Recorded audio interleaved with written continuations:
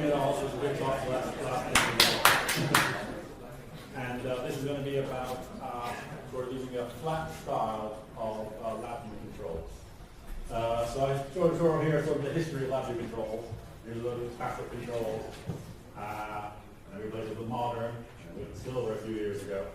And these are examples of skeuomorphic controls, where you add 3D effects to decorate the controls and make them always as controls. And as you get more technology, you have more elaborate 3D effects. But a few years ago, the whole style and sort of UI kind of shifted to where we kind of react against that, and we throw away a lot of the skeuomorphic 3D effects and go for a much simpler, cleaner style. So here I'm going to talk about a package that I made available on the tools network. It's free, called Flatline controls, which try to mimic or exploit this kind of style. So flat design, if you look at Wikipedia, it's a very easy to do your talk. Just take a screenshot. It's flat design, so it's flat with 3D effects. But really, if you read it, it's not actually flat. It's a style that emphasizes the minimum use of these kinds of 3D elements. That's because it's really a functional style. We don't have any elaborate, unnecessary ornamentation. We just want to have a minimum. So we're not actually, there's a problem where when it first came out, some of the designers were so flat that users couldn't really tell what they could click on. You can't tell, take a picture, you might have a picture, and a picture's a control, and no one can figure out that the picture's a control. So flat design is really minimalist design. It's or functional design, where you only have decoration that is actually helping the user to identify things. And one thing to say is that the minimum, what we know minimum depends on the context. If you have a single control by itself, you need more sort of decoration to allow the user to identify its control than to do a whole list of controls that are unified and obviously a bunch of controls. And you can see this is a couple of screenshots from Google Material Design. Google has a whole design philosophy of this kind of flat style called material design. If you go on their website, there's a whole list. It's quite good for reading. And here's some examples from their website. And you can see here's a dialogue. And the dialogue is extremely simple. There's nothing around it. And the buttons, because it's so obvious in the dialogue, agree and disagree are obviously buttons. There's no need to put any kind of decoration at all on the buttons. It's completely obvious. But if you have here, where you have actual buttons inside the app, it's less clear. You couldn't just leave clear data here by itself, because there's all sorts of other stuff around.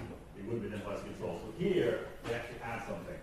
And this is what, in material design, they use a bit of shadow to give sort of a 3D effect. So it's not really flat. It's minimal. We use the minimal amount to identify as a button, rather than have some kind of elaborate 3D, light shining on it, kind of stuff that you might have a few years ago. And here's some examples of actual things that I've used using the Flatline controls for. Here's a dialog box where this also shows another thing they talk about in material design, is that when you have a bunch of options for a user, you kind of want to identify one as a default option. So the user doesn't get confused, like this is what we expect you to do. We expect you to save as, right, but you have other options. And here, because it's a dialogue, you don't need anything other than maybe color to identify buttons. And they do a very simple box to identify the default option. Here's an example of configuration screen where I have a whole bunch of things where controls are identified merely by boxes. Just simple straight boxes, nothing elaborate, much even simpler even than the old classic controls. And here's another configuration screen where this is so much of a form that we don't even need boxes. Boxes is too elaborate. We're just using underline to identify the spaces where people actually fill in the form. Right, so this is to show how context, if it's obvious to the user what we're supposed to do, you use the minimum amount you need, and otherwise leave everything very clean. I've even done things where I've gotten rid of the titles in my dialogues. Because the title is on the actual title bar, and that's kind of decoration. This is unnecessary. The title I just made in bold underneath, so it's much cleaner. You can see it better in the previous one, where the title is just the bold one, and then there's some more detailed description and then the buttons. So I'm going to talk about some of the techniques for customized control. we saw in the 7x7, someone gave a nice sort of a quick how to customize things by adding icons. That's PNGs. The icons are PNGs. And one thing, you can always go into control and you can replace the existing images with PNGs. Another thing you can use are vector drawings you might get from PowerPoint. I use LibreOffice, where you just draw something in PowerPoint, and then you can actually transfer it over. And then also there are the standard inbuilt decorations in LabVIEW. And if you go look, there's a large number of decorations, most of which are kind of useless. But there are a few, even silver ones, which are actually quite useful for this kind of work. And while we're doing this, think about what we want. One thing we want is colorability. We want to add color to our user interfaces. And we want to add resizability. We want to make it bigger or smaller. And we want also anti-aliasing and partial transparency. That's really kind of like makes it good. Particularly for the smaller ones, if you don't have anti-aliasing, it looks really ugly. You could argue that this is getting less and less important as monitors get higher and higher resolution. At some point, it's not going to matter. But until that time, anti-aliasing is actually quite as important to get something that looks good.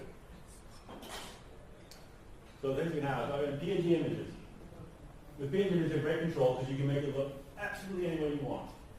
You just, I don't know, come up with your drawing program and draw whatever it is you want. And I'm not really talking about that because I'm not really doing that. And the reason I'm not doing it is because you can't recover them. You put them in, they look great the way you want them, but you can't then change the color to emphasize anything or make it look different. You have to replace everything. They are anti-alias, but if you resize them, they tend to lose that effect because they're really big. So if you take a nice looking icon and you make it bigger, it'll often look quite poor. And I put a little caveat, you do that. They're not anti-alias, but special cases accepted. Special cases are very, very simple PNGs. So I'm going to use PNGs which are basically 4x4 pixels, all the same color. They're all the same color, they're just squares. They're basically rectangles. You can resize them all you want, they'll always look perfect. You can't do anything. Another one is a gradient. If it doesn't change very quickly, then there's no anti-aliasing effect. It's only when you have sharp edges that you really get an anti-aliasing effect. And I'm not going to talk about icons, but I take icons from Google Material Design icons, where Google provides a set of icons in a very monochrome style. With this particular website, materialdesignicons.com, you can pick the icon you want, do its size, padding, do its color, anything you want, and quickly download them. So those are the icons I've used in the library. Those are the icons I actually use in application. Of course, you can use some other kind of icons. This also shows the style. I mean, this is a very simple icon, so it doesn't even have two colors. It just has one color.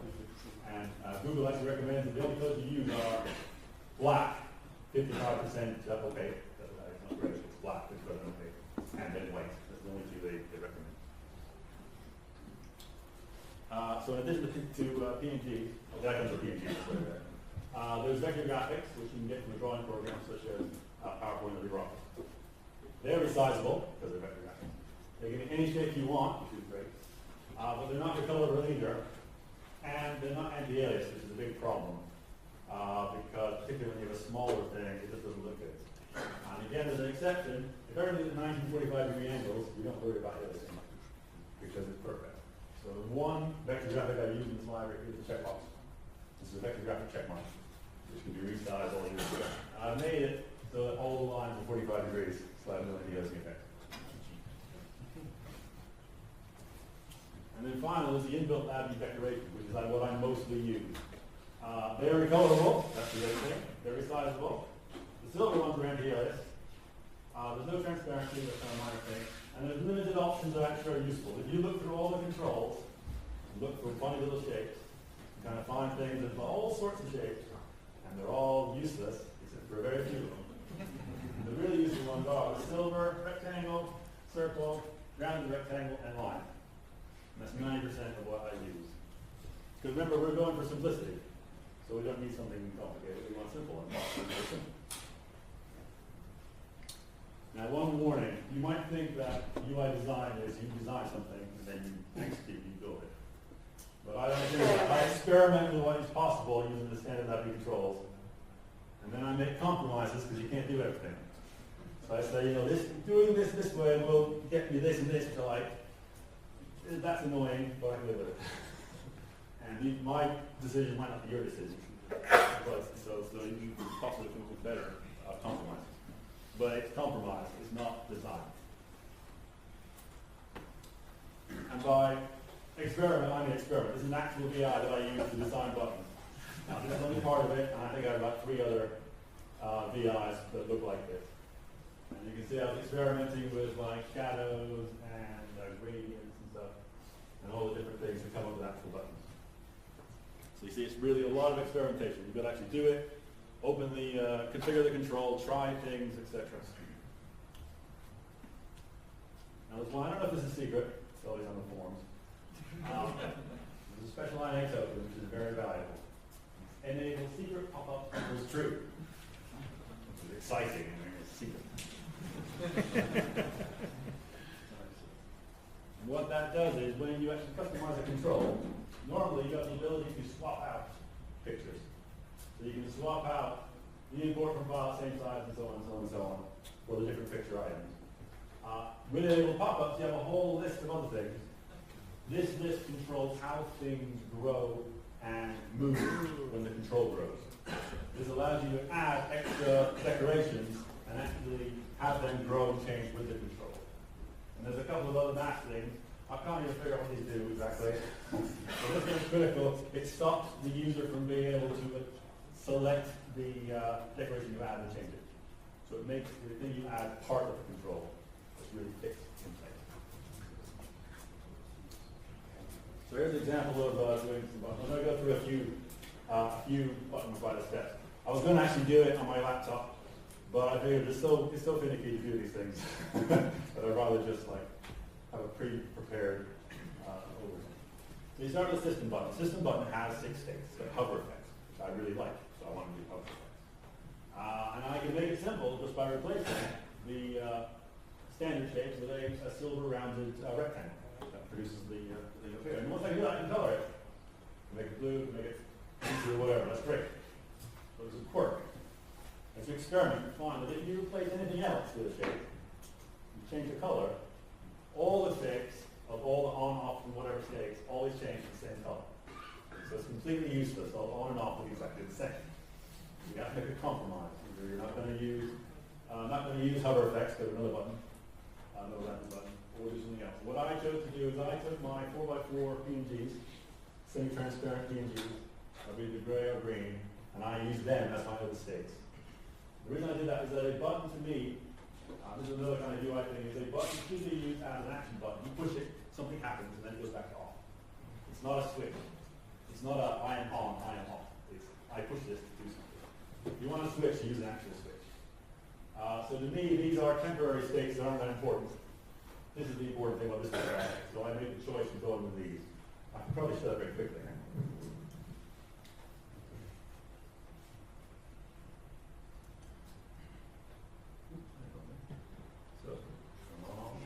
So as I go over these buttons, you can see that the actual, those are actually just straight rectangles. And you lose some of the shape and stuff. But that was a compromise that I thought was okay.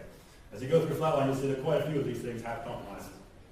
And there's no point in saying, someone say, oh, your thing does this. Like, yeah, I know, but that's just the way it is.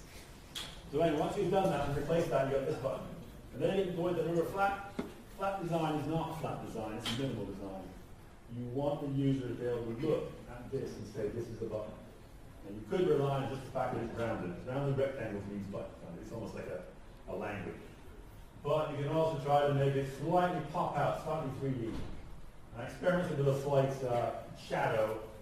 I couldn't quite do it. So another popular thing to do is have a color gradient across the button. Now to do that, because of course they're all one color, I added a gradient. This is a gradient I constructed. It's just white. And it starts from completely transparent to, I don't know, like 20% transparent, or I can't remember exactly. So it's just a gradient. And you can put this on over the button, on top of it. And then you can set it so that it will grow, left row, right row, top row, bottom portion will grow. It will expand with the button. It will always be over the button. And another important option is no select, so the user can't accidentally move, but then they can't select it and move it. and non-colorable Boolean decals are very important. Because it's on top, you can't color through it with your tool, because your painting tool will hit this thing first. If you set this option with non-colorable Boolean decal, then the paint tool will just ignore it and go right through and paint the actual shape underneath. So when you do this, it's kind of hard to see. I mean, the point is to be subtle. For a dark color button, it's more obvious. It just is a little bit, if you compare these two on the actual page, it's hard to see here, it just kind of pops out. It's just enough to identify this is not a decoration, this is not background, this is a control. This is slightly raised, it's a slight 2D effect. Now remember, I always said that you do this when you need to make it obvious that it's a button. If you don't, you can use just this. If you have a bunch of things together, if it's obvious in context, like a dialogue, you can just use, for example, text with a blue color.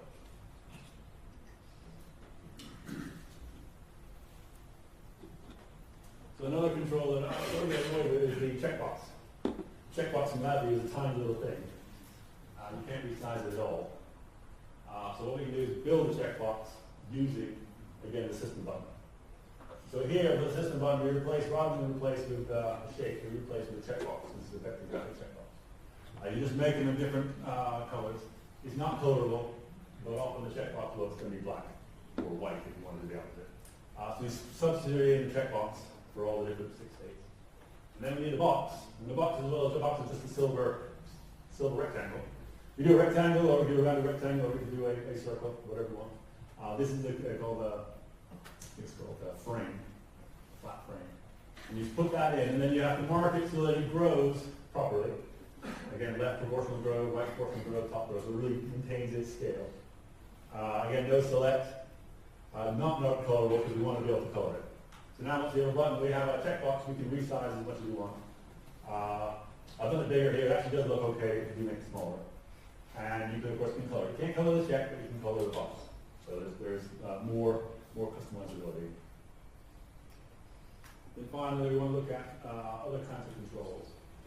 Starting with silver, we just swap out the frame for a box. That's the first thing.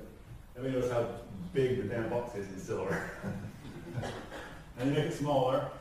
And then these buttons, they look like buttons, they don't have to. An up and down arrow is obvious. Another up and down arrow.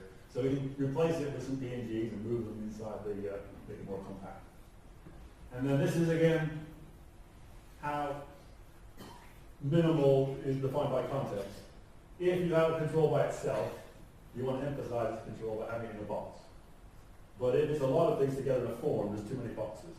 Underlined, it looks much cleaner. So what I'll do is for each control, put a line. And again, you just mark how it grows, left grow, right grow. Keep away move is basically maintain your position relative to the thing. And then this is important, you have to slave the frame, that actually makes it stay properly. And once you do that, this thing will grow and will always be in position. And then you can either make that line invisible and show the box, or make the box invisible and just show the line. And then here's some examples of the boxes I have. Here's a box style, where I'm kind of more emphasizing the controls. And here's a form where I'm just doing the underlining.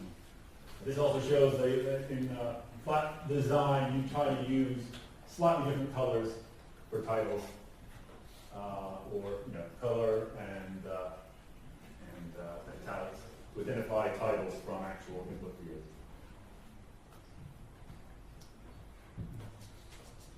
And a slight warning, if you want to do this, you've got to do all these different controls, the string, the numeric, the ring, the enum, which of course are all different. And if you want to get it perfect, so that they're all perfectly lined up, and will resize properly, it's a lot of pain. So I'm not doing it again. In fact, I would recommend you try to take, if you want to change it, take Flatline and then change it from there, because it'll be easier. Think about it. Because what I want is that I want you to be able to line these up, and the lines all line up, and the text all lines up, so it all looks unified. And that's difficult, because you got to by hand modify every one of these. Last and little ones. So if you don't want hover, or you don't care about hover, you will give up. The regular LabVIEW buttons are kind of interesting because some of them have more than one shape. They have more than one shape that you can swap out. System only has one shape, so you kind of limit what it can be. There's also an interesting extra option called independent sizes. I could not find any actual control LabVIEW that uses this, but if you turn this on, you can actually adjust so the on and off state are in different positions and different sizes. So this, for example, there's a switch in Flatline where there's a circle, and the circle moves from on and off, and it uses this feature. You just be careful, turn it on, move it, and then turn it off, because if you leave this on, it will go crazy when you actually try to resize things. So turn it on, move your things around, try different states. When you're confident, turn that off again, and save it.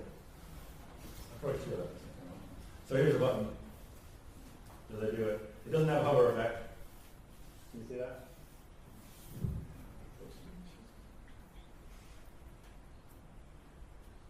So the circle actually moves. So is that middle state while the button was pressed? Yeah, there's 4 state buttons. So there's the changing states, which you also can adjust.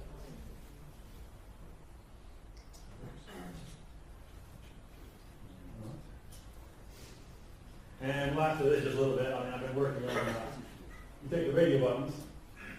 You can. I mean, this isn't really Flatline. For the longest time, you can swap out whatever all the buttons are and change it. And so one thing I do is selection buttons where I swap out the frame for a rounded rectangle to get a more unified appearance, and then use some of my standard buttons inside it. You can do it vertically or horizontally. And here, actually, I've done the option of added lines to the buttons themselves, by the same way I did lines to the controls. And so it gives you a separation of the different options. And then you get rid of the thing. Oh, this actually looks quite modern. Often you see this as tabs. Instead of tabs, you have something that looks like this, say on the bottom of the page or so.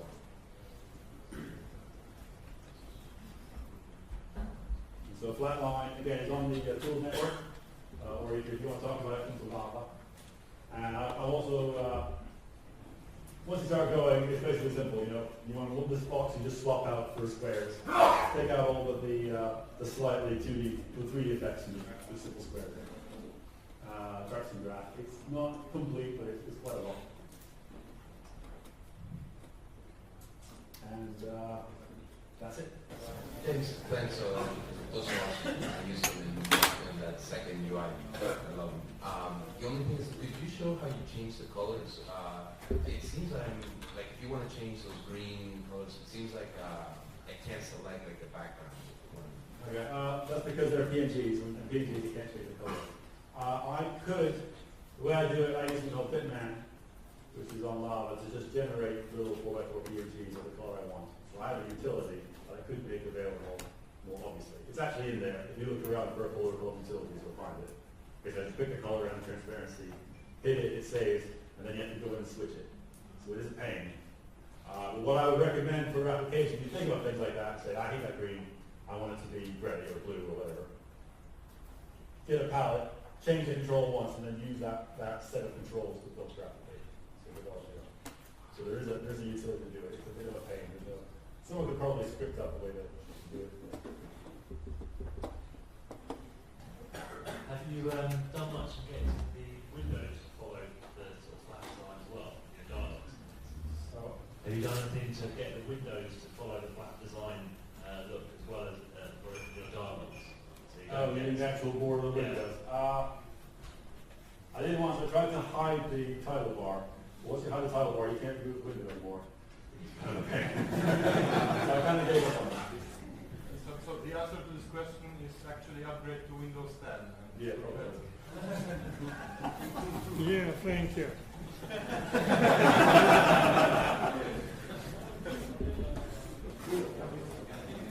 Thank you very much.